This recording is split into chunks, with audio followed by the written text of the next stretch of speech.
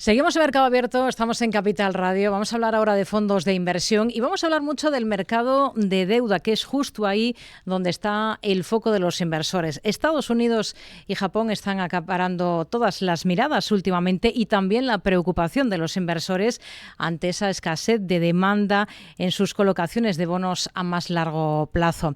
El mercado cae en la cuenta de ese elevado endeudamiento de estas dos economías, situación de la que no escapan otros muchos países por todo el mundo.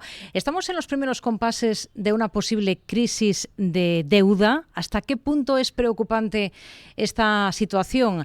¿Genera oportunidades de inversión en renta fija? Pues lo vamos a abordar enseguida y lo vamos a hacer de la mano de Gregorio Ollaga, socio director de Wellcome Asset Management.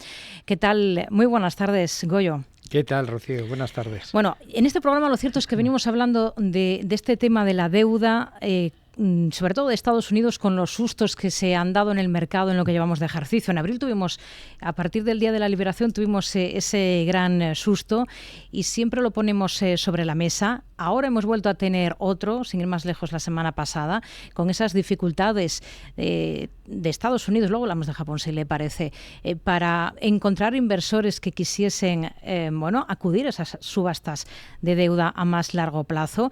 Todo viene después de que Moody's le haya quitado esa AAA, la única que le quedaba, la economía estadounidense. Todo viene después de que en la Cámara de Representantes de Estados Unidos se haya aprobado esa reforma que va a suponer bajar los impuestos, que era una de las grandes promesas de Donald Trump cuando llegó a la Casa Blanca. No sé si ha sido más por lo uno, más por lo otro o por las dos cosas que los inversores han vuelto a hacer clic y a mirar justo ahí.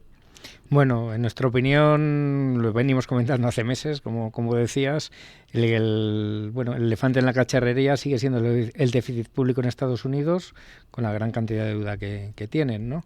Entonces, nosotros pensamos que sí que hay margen para reaccionar. Otra cosa es que los políticos lo vayan a hacer, ¿no? Hay que tener en cuenta que en Europa se recauda el 40 o el 50% sobre PIB. En Estados Unidos se recauda el 17 y se gasta el 23. Es decir, se gasta un tercio más de lo que se ingresa. Hay margen para ingresar. El problema es que, en nuestra opinión, para reducir el déficit público, lo que tenían que haber hecho en Estados Unidos era subir impuestos. Y realmente lo que hicieron fue, pues con el tema de los aranceles, pues parte de eso lo sufragará el exportador, parte el distribuidor y parte va a ir en precio. Entonces, realmente como un impuesto, pero además a las clases más bajas, ¿no? Porque al final la propensión marginal al consumo de las clases bajas es superior. Entonces, si eso lo dedicaras a reducir el déficit público, pues todavía, pero es que además lo dedicas, no vas a reducir impuestos. Entonces, yo creo que el señor Trump pensaba que con todas estas medidas, enfriando la economía, la curva de tipos, los inversores iban a pasar de activos de riesgo, iban a pasar a los bonos, y el mercado no reacciona así. El mercado lo que le ha dicho: tu problema es el déficit público. El problema es Sí, continúe, que creo que le he cortado la argumento. No, es que yo creo que pensaba eso el señor Trump porque tienen que refinanciar en los próximos 10 meses 9 trillones de deuda, que es como el 30% de la deuda americana. Entonces, pensaba que la curva iba a caer y no ha caído. Entonces, alargar duraciones en el momento actual pues va a ser complicado para Estados Unidos. Parece que ese 5% es un poco la caja de Pandora, ¿no? La línea que separa el bien y el mal, y en cuanto se toca surgen los nervios. Efectivamente, entonces, pues con lo que sucedió el otro día, ¿no? Cuando fue la subasta del 20 años, normalmente hay un bid to cover, o sea, unas peticiones sobre lo que se va a emitir de como 2,80 más o menos, y unas peticiones de 2,4, pero además había pocos no residentes, ¿no? Pocos inversores de fuera de Estados Unidos para lo que es habitual, ¿no? Y fue lo que hizo que en aquel momento el bono americano pasara del 4,5 al 4,59 al 4,60 y los activos de riesgo cayeran, ¿no? Entonces, a medida que el bono americano se mueva en torno del 4,5 hacia el 5, pues es cuando los activos de riesgo, pues bolsa, diferenciales de crédito, lo que pagan las empresas por financiarse sobre deuda, ¿no? Pues ampliarán y sufrirán, ¿no? Hay una pieza más en todo este puzzle que tiene que ver con las stablecoins, que se viene comentando últimamente a raíz de este último susto, y es hasta qué punto pueden ser unas importantes aliadas en el pago de la deuda de Estados Unidos, ¿no? Porque se está apuntando recordando mucho a esa celeridad con la que Estados Unidos está avanzando en regulación de estas llamadas criptomonedas, que son estables porque van referenciadas a divisas, en este caso al dólar. Y se piensa, y lo dicen desde varios miembros de la administración estadounidense, que en cuanto se otorgue claridad legal a este segmento cripto, esto se estima que podría crear billones de dólares de demanda para los bonos del Tesoro prácticamente de la noche a la mañana. No sé si confía en esto. Yo no, yo creo que de momento yo iría por recetas tradicionales. Yo creo que hay que reducir el déficit público, hay que subir impuestos en Estados Unidos. No creo que sea el momento de bajarlos, y porque realmente cuando hablan de el programa de Elon Musk para recortar gasto y demás, es que realmente el gasto en Estados Unidos no es tan alto, es un 23%. El problema que tienen es que ya los intereses es superior al presupuesto de defensa. Entonces lo que tienen que hacer es reducir el déficit público, con todo ello traerán confianza a los mercados de deuda, bajarán las curvas de deuda americana probablemente y conseguirán financiarse más barato. Japón, ahí está el otro gran foco, tiene también su particular problema de endeudamiento, se evidenció hace justo una semana, el martes pasado, con esa emisión a largo plazo que contaba con la menor demanda desde 1987. Al mercado le preocupa menos lo de Japón. Es más digerible, es igual de complicado, porque las propias autoridades japonesas han mencionado la palabra Grecia en sus peores momentos, ¿no? Hace apenas unos días. Sí, bueno, y hemos visto como hoy los bonos están subiendo en precio, bajando en rentabilidades, porque han anunciado que va a haber menos subastas a largo plazo, ¿no? Esto, en mi opinión, es negativo, ¿no? O sea, cuando tú lo haces porque realmente tú ves ese calendario de emisiones que es conveniente para ti, me parece bien. Cuando es por una ausencia de demanda, pues evidentemente es malo, ¿no? Que es un poco lo que le pasa a Estados Unidos, y por eso la duración de la deuda americana, del global de la deuda americana, el vencimiento es tan bajo, ¿no? Porque realmente a largo no hay suficientes inversores que estén demandando esa deuda. Entonces les da miedo que tener un par de subastas malas y que realmente la rentabilidad es que el mercado se asuste, y entonces sí que se dispare las rentabilidades hacia arriba, ¿no? Entonces el tema de Japón, pues evidentemente todos somos conscientes de la situación, del montante de deuda que tiene Japón, ¿no? Lo que sí que es cierto es que Japón es uno de los principales acreedores mundiales, es decir, al final la mayoría de la deuda japonesa la tienen en sus propios balances, no la tienen fuera. Entonces tiene una dependencia muy inferior del exterior a la que tiene en este caso Estados Unidos, o lo que nos pasó a nosotros, ¿no? Cuando fue nuestra crisis, ¿no? Al final teníamos una dependencia, al final teníamos un déficit de la balanza por cuenta corriente del 10%, y necesitábamos, para funcionar como país, que nos entraran más de 100.000 millones de euros cada año, ¿no? para funcionar, ¿no? En el caso de Japón, bueno, pues digamos que por lo menos lo tienen en su balance interno, ¿no? La situación que estamos viendo tanto en Estados Unidos como en Japón, en un mundo tan interrelacionado como el que tenemos, puede desencadenar una chispa que pueda empezar a extenderse hacia otros países, porque, por ejemplo, Francia sigue con su particular problema. Hemos tenido también algún susto. Hoy mismo el primer ministro ha hablado de que hay que poner manos al asunto y que va a presentar un plan en el mes de julio, a principios, porque no puede, ha dado la cifra, un 10% más gasta Francia de lo que ingresa. Es la cifra que ha dado hoy mismo su primer ministro. ¿Esto puede extenderse hacia otros países y convertir esto en algo mucho más complicado?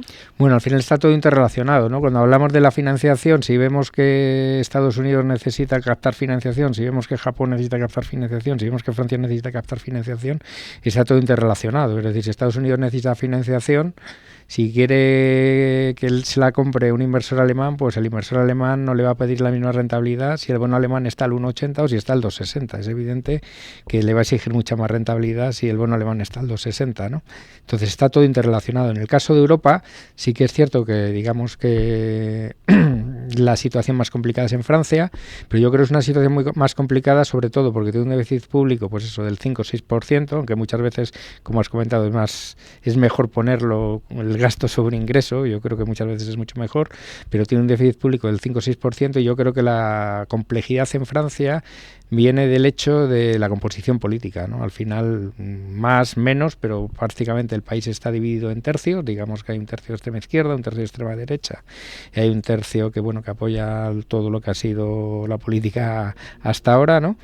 y el aplicar esas reformas parece muy complicado, porque tanto el tercio de extrema derecha como el tercio de extrema izquierda se niegan, ¿no? Entonces, en Francia yo creo que la dificultad viene sobre todo de la aprobación política de todas las reformas, que yo creo que todo el mundo tiene más o menos clara por dónde venir. Ante este panorama que estamos describiendo, ¿cómo hay que actuar con el activo renta fija? Pues hombre, realmente veíamos para coger vencimientos largos hay un tema muy importante, que es el tema del flujo, que es lo que hemos estado comentando todo el rato, ¿no? Hay otro punto a destacar, que es el tema macro, ¿no? El tema macro yo creo que claramente vamos a ir a menores crecimientos, ¿no? Entonces, bueno, y luego está pues la pendiente, ¿no? Ahora la curva ha pasado de que te pagara bastante más rentabilidad el 2 años que el 10 años. En verano del año pasado te pagaba 50 puntos básicos más el 2 que el 10.